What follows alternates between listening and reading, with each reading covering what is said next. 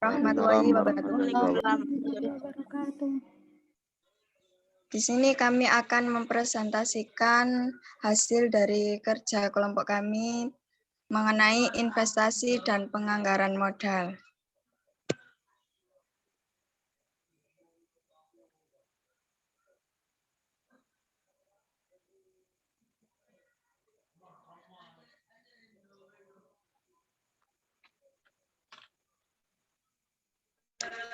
Yang pertama, investasi jangka panjang. Pengertian investasi. Investasi adalah kegiatan pembiayaan barang-barang yang jangka waktu pengembaliannya lebih dari 1 tahun. Kegiatan investasi umumnya memerlukan dana yang jauh lebih besar dibandingkan dengan dana operasional perusahaan.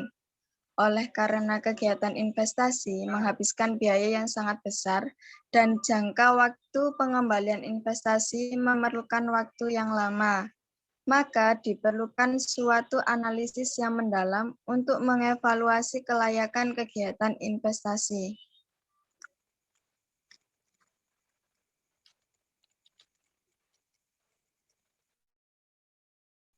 Daftar aturan investasi.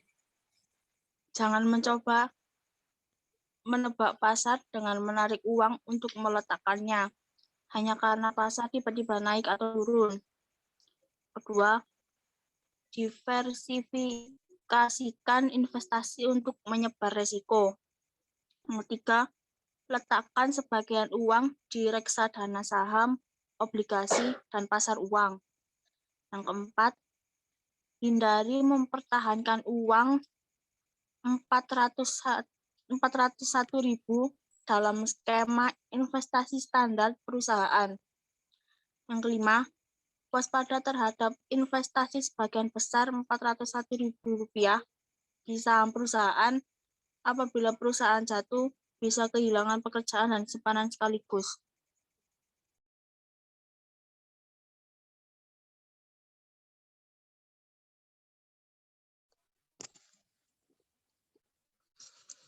Kemudian, resiko inflasi dan investor jangka panjang.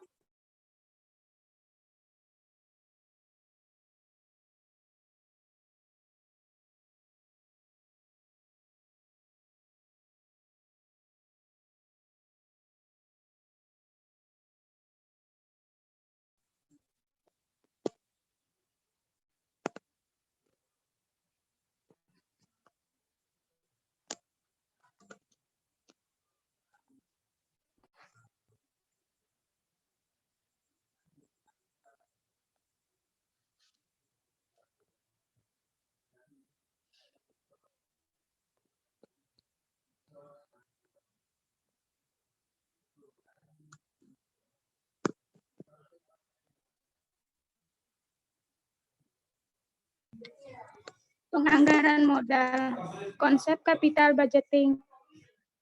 Capital budgeting adalah suatu proses pengambilan keputusan dalam menganggarkan dana untuk keperluan pembiayaan investasi atau penggandaan barang modal yang jangka waktu pengambilannya lebih dari 1 tahun.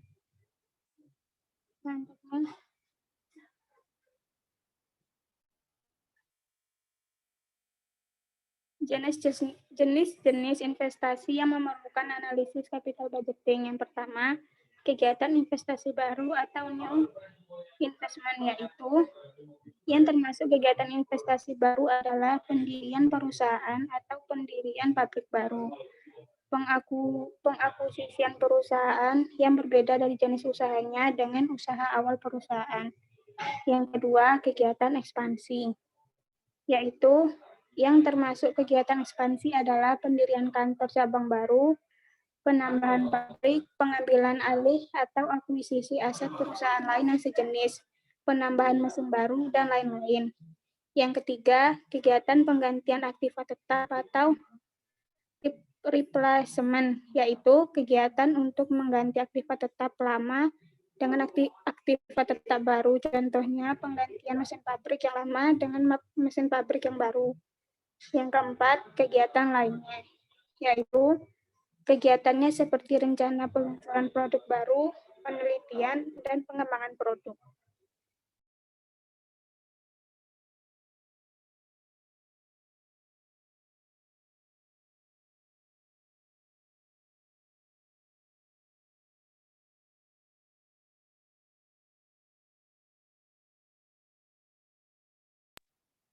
Langkah yang dapat ditempuh perusahaan dalam melakukan analisis capital budgeting.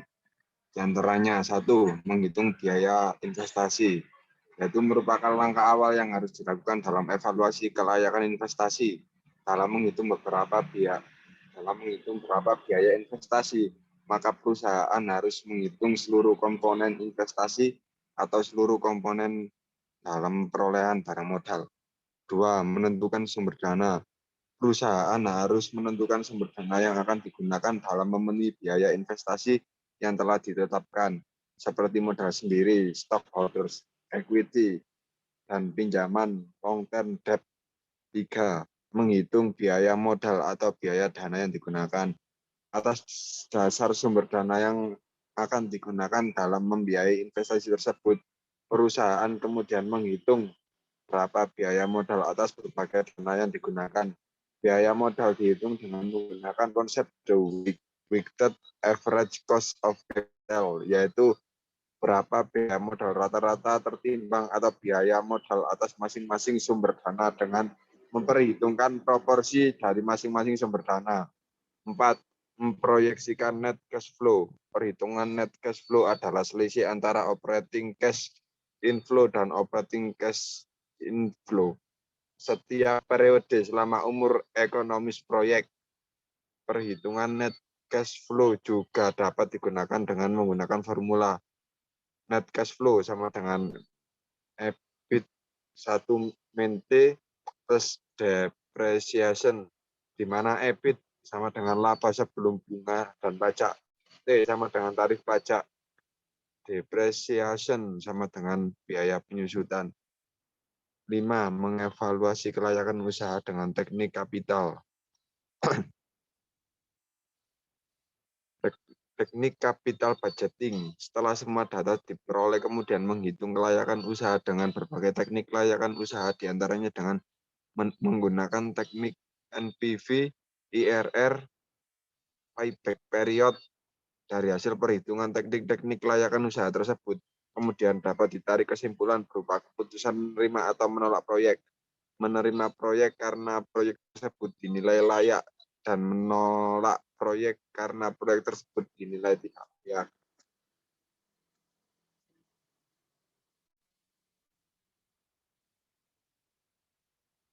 Masalah lain dalam estimasi biaya modal. Yang pertama yaitu dana yang dihasilkan oleh penyusutan.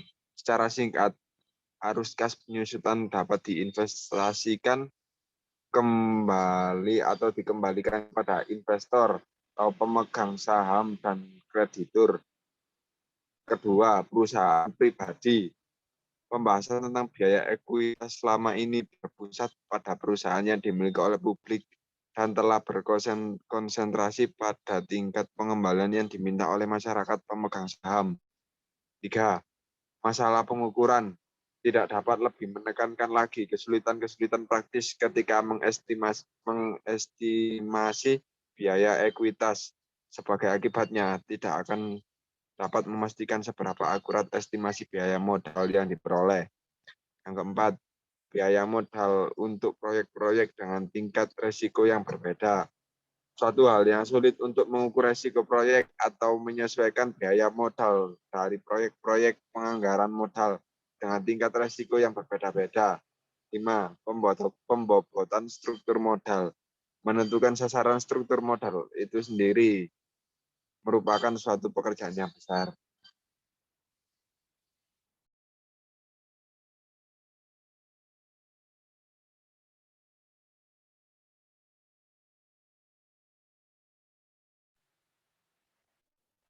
Mungkin sekian dari kelompok kami, kurang lebihnya kami meminta maaf. Dan kami akhiri, wassalamualaikum warahmatullahi wabarakatuh. Waalaikumsalam. Waalaikumsalam warahmatullahi wabarakatuh. wabarakatuh.